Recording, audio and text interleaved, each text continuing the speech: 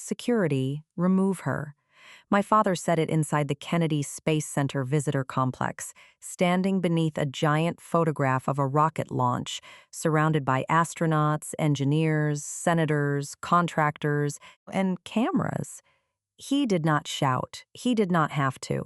His voice carried just enough for the people nearest us to turn. A woman in a silver evening dress stopped mid-conversation. Two NASA security officers looked up from the credential desk.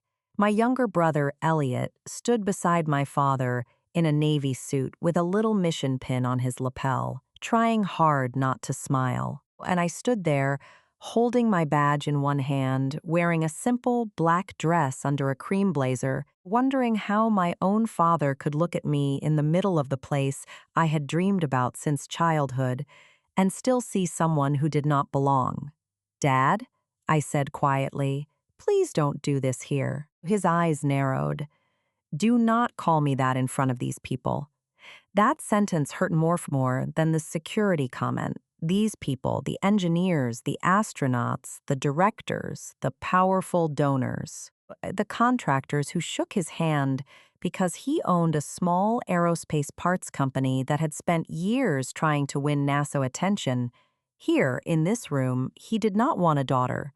He wanted a reputation. He turned to the security officer and held up his invitation. "She is not with us," he said. She followed me inside. "This is a private mission ceremony." The officer looked from him to me. "Mom, I'll need to see your credential." My father gave a short laugh. "She doesn't have one that matters." I handed over my badge. The officer scanned it. The device beeped. Then his expression changed. He looked at the screen, then at me, then back at the screen. His posture straightened. "Dr. Hart," he said carefully.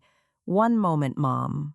My father froze. "Doctor." Words seemed to hit him harder than if the officer had pushed him. The officer turned toward the hallway leading into the main auditorium. "Director Keene," he called, his voice suddenly formal. "She's here." Conversations around us thinned. People started looking over. At the far end of the corridor, a tall woman in a white suit turned from a group of senior officials. Director Marisol Keene, head of NASA's Deep Space Systems Division, the woman whose interviews my father had watched on television and paused so Elliot could learn how real leaders speak. She looked directly at me. For 1 second, her face softened with visible relief. Then she walked toward me with 2 astronauts and a senior mission manager following behind her. Not toward my father, not toward Elliot. Toward me, when she reached us, she took both my hands in hers. "Dr. Serena Hart," she said, loud enough for everyone nearby to hear. "We were afraid traffic had delayed you. The crew refused to start the reception until you arrived." The crew. My father blinked. Director Keene turned toward him politely. "And you must be Mr. Hart. Dr. Hart listed you as her family guest." Family guest. The words landed with perfect accuracy. My father opened his mouth, but nothing came out. Elliot's face had gone pale. Then Director Keene leaned closer to me and said, "Serena, your guidance patch saved Aquila 7. Tonight, everyone in that room finally gets to know who wrote it." That was when the auditorium doors opened, and one by one, the people inside began to stand. Not for my father, not for Elliot, not for Hart Aerospace Components. They stood for me, the daughter my father had just tried to have removed from NASA, the girl he once told to stop playing with wires because rockets were a boy's obsession. Woman who had spent 6 years writing quiet code in secure rooms while other people accepted applause.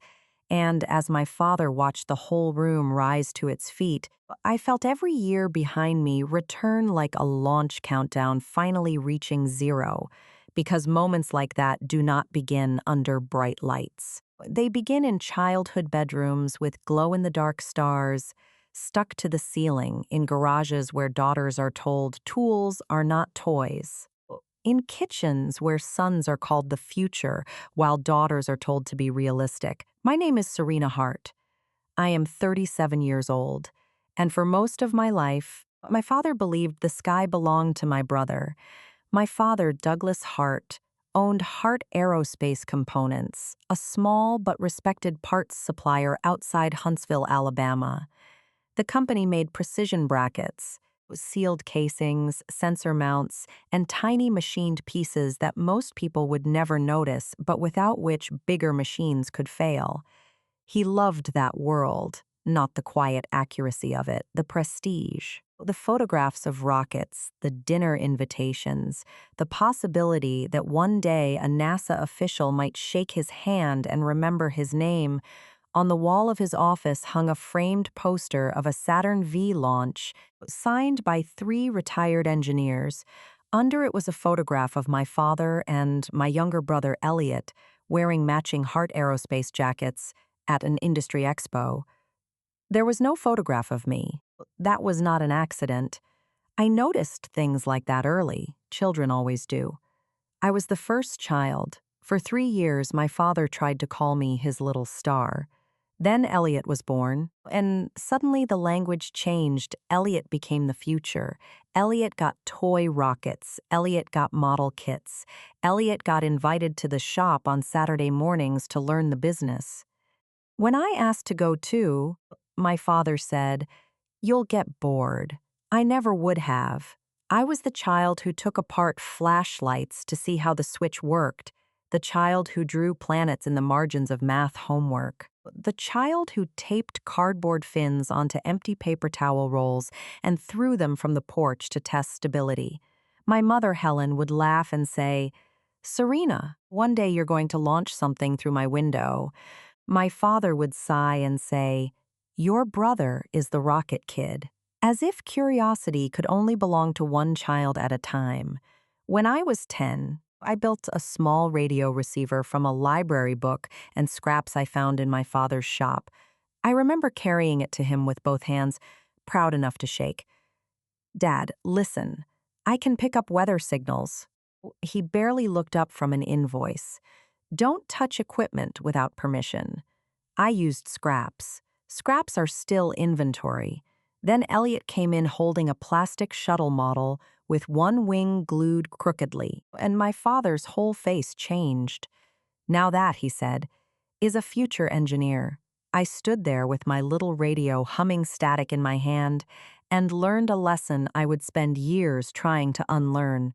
In my father's house, effort was not enough. Talent was not enough. You had to be the child he had already imagined. My mother saw what was happening. She saw everything, though she did not always know how to fight it.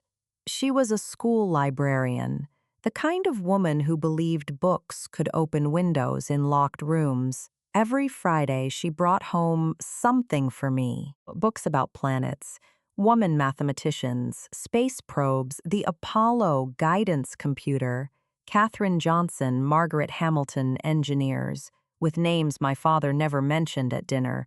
One night, after my father took Elliot to an aerospace banquet and told me it was not really for girls your age, my mother found me lying on the roof outside my bedroom window, staring at the stars.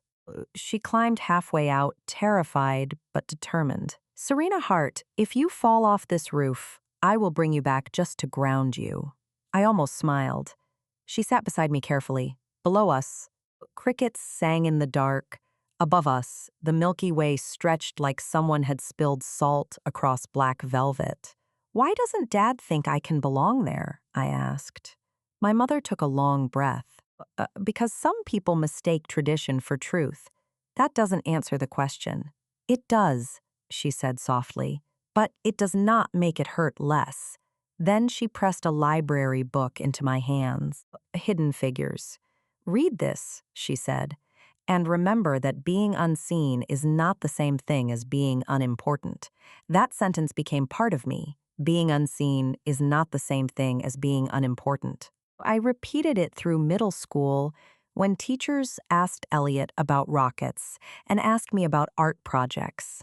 I repeated it through high school when my father drove Elliot to engineering camps and told me science scholarships were too competitive to plan around. I repeated it the night I received my acceptance to Georgia Tech, and my father said, "That is a tough place to prove a point."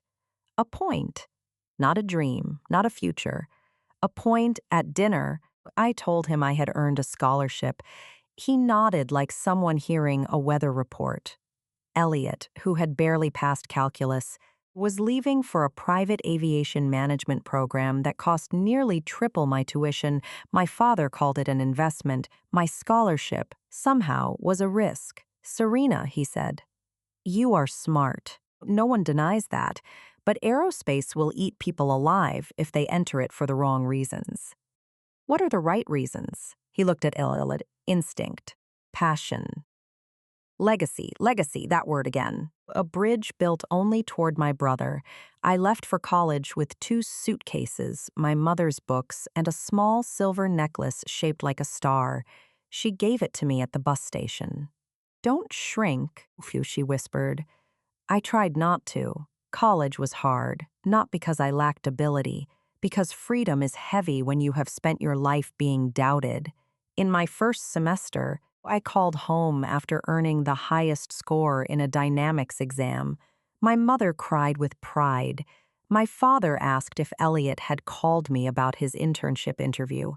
After that, I stopped sharing everything. Not because I hated him, because every uncelebrated achievement became another small grief. So I built quietly. I studied control systems, orbital mechanics, software reliability, fault-tolerant design, and navigation logic. I learned that spaceflight is not romantic when you are inside the work. It is math under pressure. It is humility before physics. It is imagining every way a system can fail, then designing for the moment everyone hopes never comes. I loved it. I loved the severity of it. Machines did not care whether my father believed in me. Equations did not ask if I was the wrong child. Code either worked or it did not. After graduate school, I joined a NASA contractor first, then later moved into an internal NASA software team working on autonomous guidance patches for deep space vehicles. Most of the work was invisible: secure rooms, long reviews, simulations that ran overnight, whiteboards full of failure trees, meetings where people argued for 6 hours over a line of code, because a line of code in space can become life or death. I did not mind being invisible there. Invisible work can still be respected if the room understands its weight. At NASA, many people did. My father did not. To him, I had become a programmer. He said the word politely, but with disappointment. Elliot, meanwhile, had joined Hart Aerospace as vice president of strategic partnerships. He was charming, tall, confident, and perfectly suited for trade shows. He could explain a component he did not understand with such sincerity that clients thanked him for his technical insight. My father glowed around him. "Elliot is carrying us into the future," he would say. I used to wonder how heavy the future could be if Elliot carried only the microphone. Then came Aquila 7.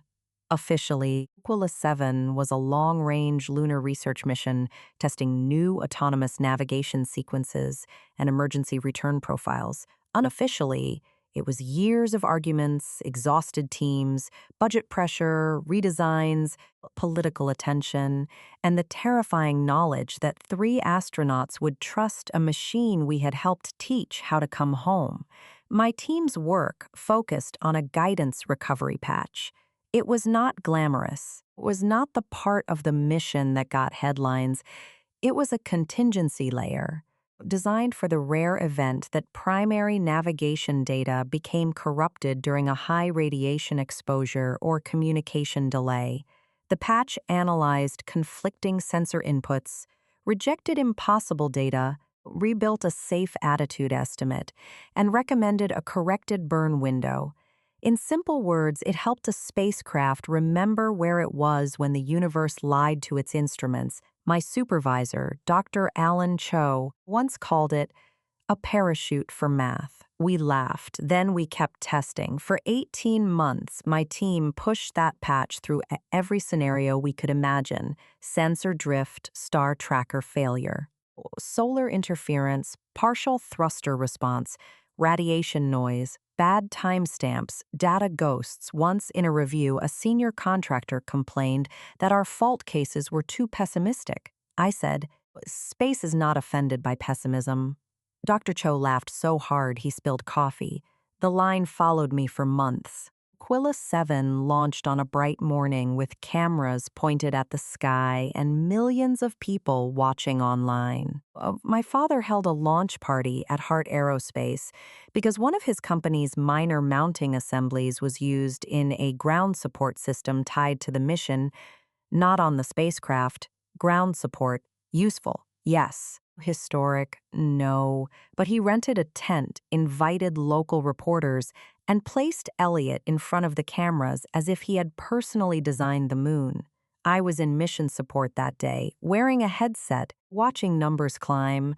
My mother had died 2 years earlier from a sudden aneurysm, and the absence of her call before launch felt like a missing oxygen line.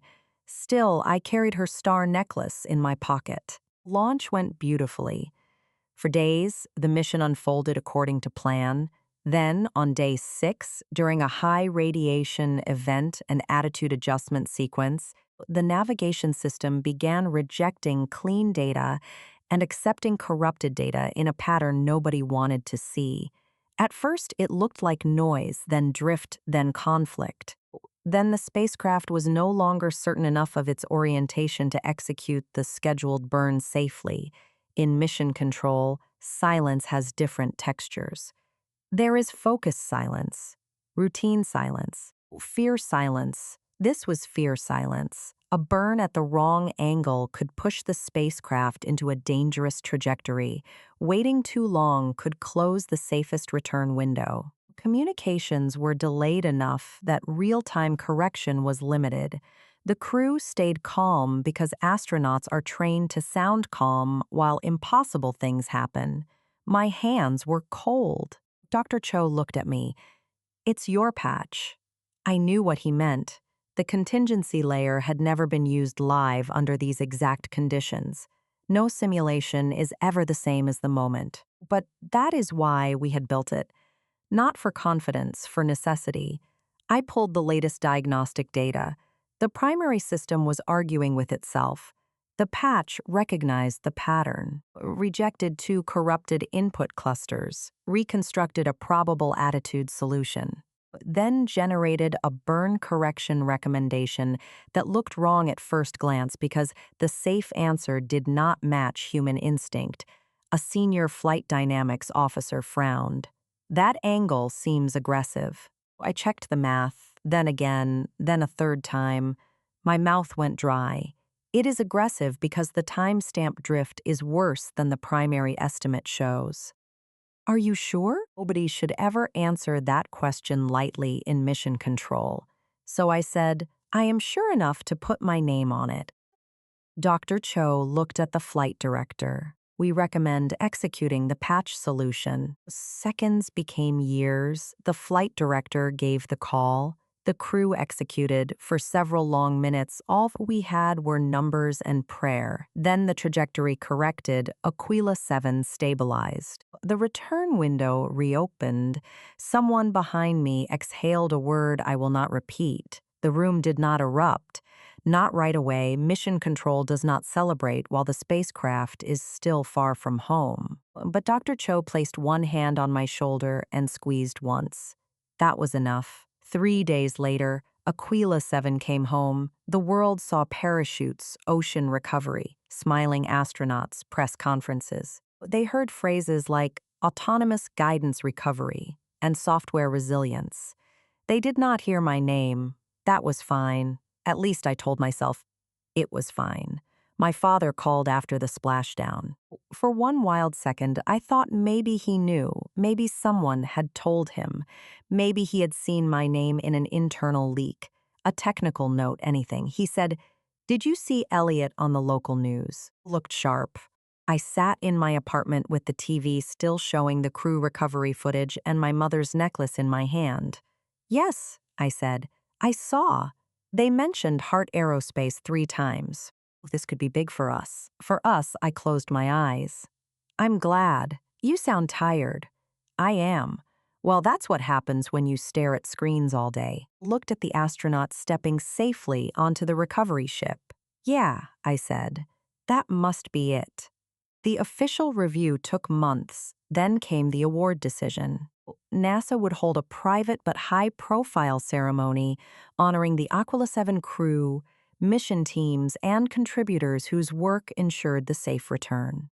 Because some technical details had cleared for public discussion, the guidance patch could finally be named, and so could I. When Director Keene called me personally, I thought it was a scheduling issue. Instead, she said, "Dr. Hart, the crew asked that you be recognized as the lead engineer behind the recovery patch." I did not speak, she continued.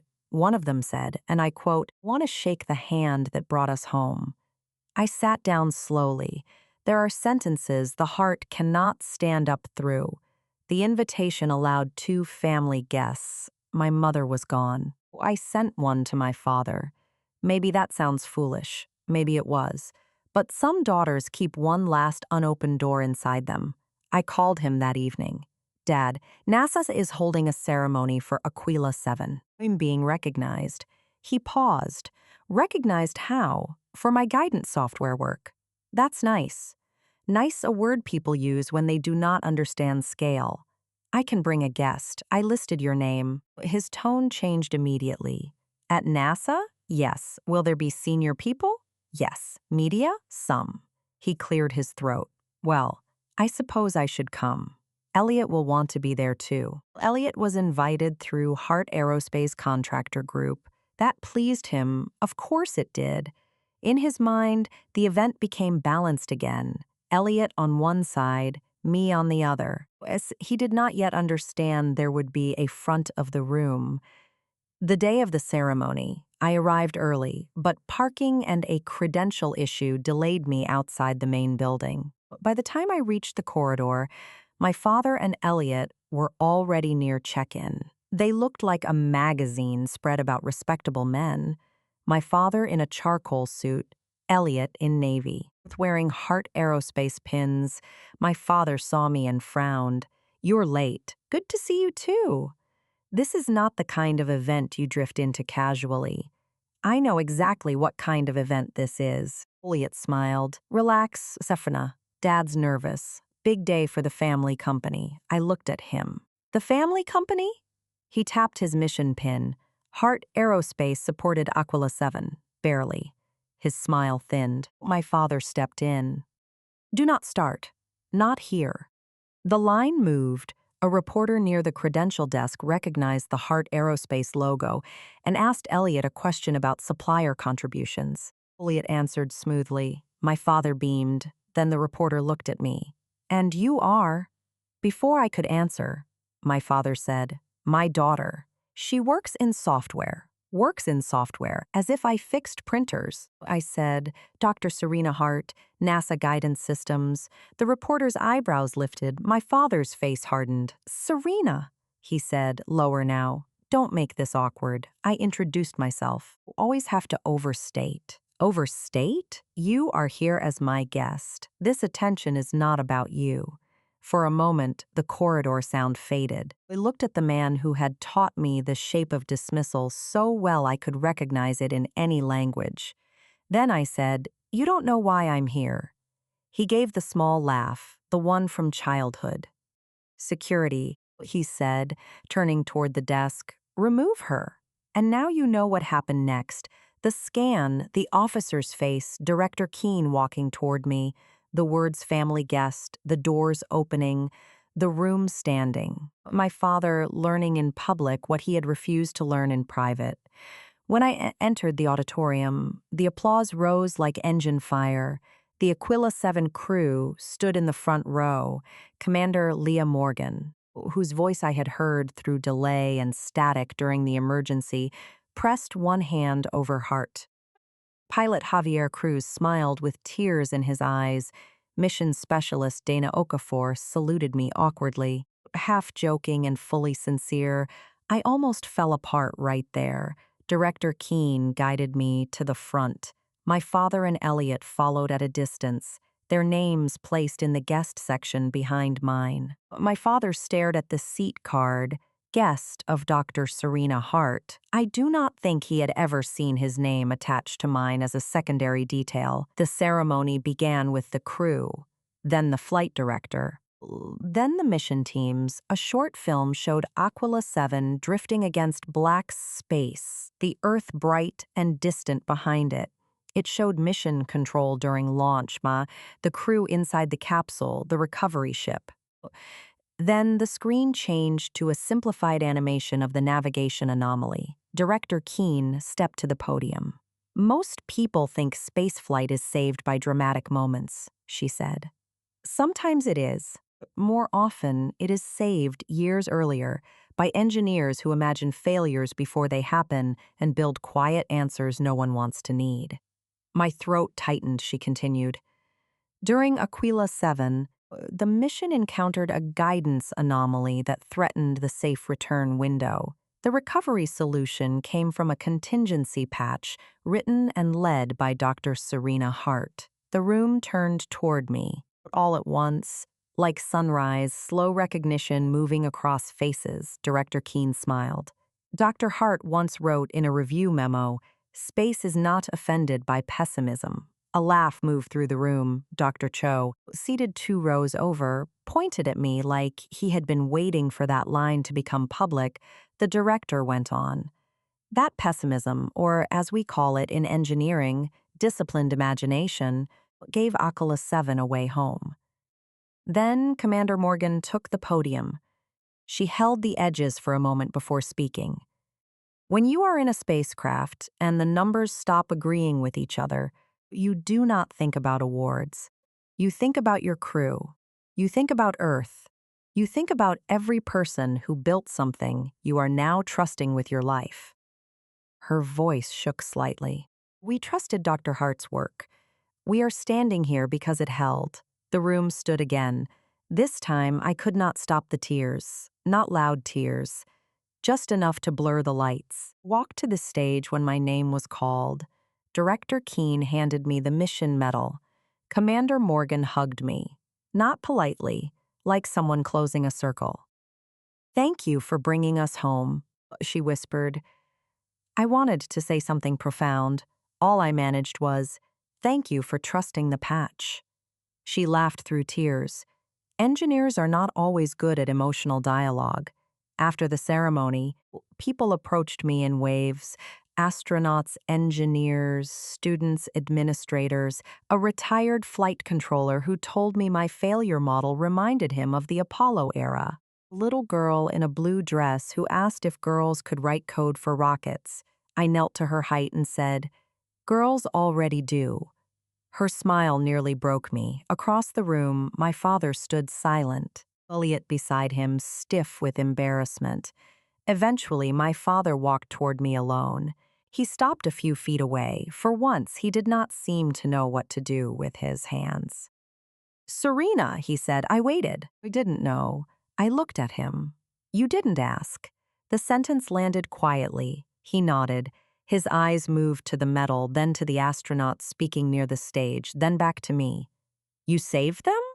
"No," I said. "The whole team saved them, but your work." My work mattered. He swallowed. Yes, that single word carried more weight than any apology he had ever avoided. Elliot approached then, unable to stay away from a shifting center.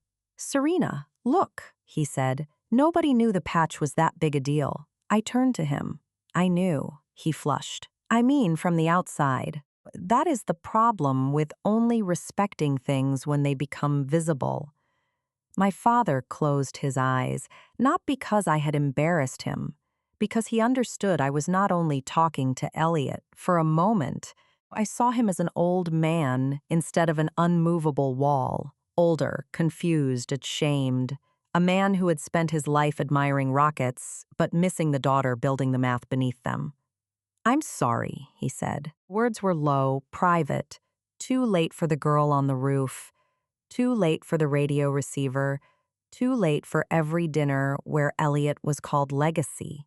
but not meaningless. Late is not the same as worthless. I looked at him for a long moment. I hear you. His face fell slightly, maybe because he expected forgiveness to arrive immediately after apology, like a receipt. It did not. But he accepted my answer. That mattered. Director Keene appeared beside us with a photographer.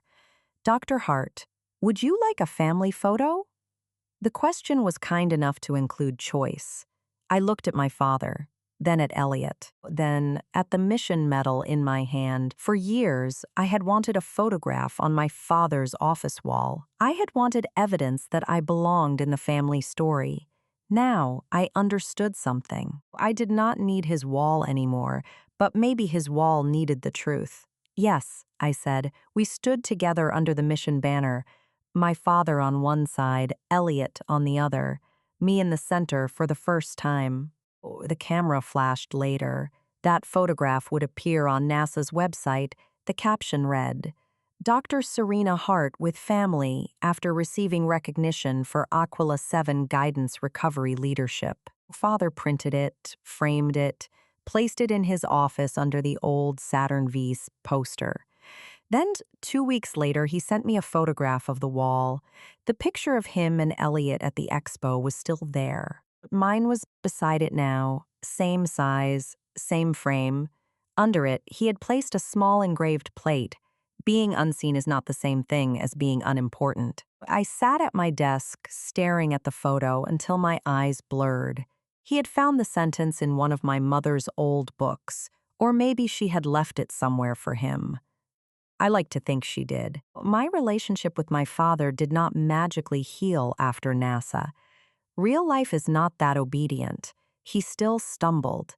He still tried to explain things he should simply admit. He still praised Elliot too quickly sometimes, but now, when he did, he caught himself. That was new. He called me after a NASA press release and asked, "Can you explain what your team is working on? If you are allowed?" If you were allowed, that phrase mattered. It meant he understood there were rooms in my life where he was the guest. Elliot took longer. He made jokes at first, then resentments, then silence. Eventually, he sent one text. I should have taken your work seriously. I'm sorry, I replied. You should have. Thank you for saying it. Nothing more. Not every apology needs a full bridge built immediately. Sometimes it is enough to mark where the bridge might begin. Months later, I returned to Huntsville to speak at a STEM event for girls. The auditorium was full of students wearing NASA shirts, braids, glasses, glitter sneakers, shy smiles, bold questions, everything. I told them about code, about guidance systems, about failure, about how space does not care about ego. Then, near the end, a girl in the front row raised her hand. Did people always believe you could do it? The room became very quiet. I thought of my father, of Elliot, of my mother climbing onto the roof, of the little radio in my hands. Then I said, no. The girl looked disappointed. I smiled, and that was painful. But belief is not fuel unless you use it correctly. Other people's belief can help you, but their doubt can also teach you how to carry your own fire. She nodded slowly. I hoped she would remember. After the event, my father approached me in the hallway. He had attended without telling me. For a moment, I felt the old tension. Then he said, "Your mother would have loved that answer." I swallowed. Yes, she would have loved all of this. I looked at him. She did. His eyes filled. He nodded. She did. That was the closest we came to speaking of her fully. Maybe someday we will do more. Healing has its own orbit. You cannot force it closer without burning something up. So now, when people ask me whether that day at NASA felt like revenge, I tell them the truth. For 1 second, yes. When my father told security to remove me, and then the officer called me doctor, and then Director Keene walked toward me while my father stood speechless, some wounded part of me felt the balance shift. I am not ashamed of that. I am human, but the feeling did not last because revenge is too small for a dream that large. What I felt when the astronauts stood was not revenge. It was recognition. What I felt when the little girl asked if girls could write rocket code was not revenge. It was responsibility. What I felt when my father placed my photo on his office wall was not revenge. It was grief arriving late, holding a small candle. If you are listening to this because someone in your life has decided you do not belong in the room you helped build, remember this. Rooms are not always honest. Guest lists can be wrong. Fathers can be wrong. Brothers can be wrong. Even people who love rockets can fail to recognize the daughter reaching for the sky. But the work knows. Math knows. The code knows. The long nights know. The dream you protected when nobody clapped knows. Do not shrink just because someone else assigned you a smaller orbit. Do not wait forever outside a door built from someone else's imagination. Build the system, frout the patch, study the failure, carry the fire. One day, the same people who laughed at your little radio may stand beneath a rocket and realize your hands helped bring someone home. My father told security to remove me from NASA. Then the director announced I designed the mission-saving patch, and the whole room stood. But the real victory was not that my father finally saw me. The real victory was that by the time he did, I no longer needed his eyes to know I was real. My name is Dr. Serena Hart. I build guidance systems. I write code for the moments when machines forget the way home. And for years, I thought my life was about proving I belonged in my father's sky. I was wrong. The sky was never his to give me. It was always mine to reach.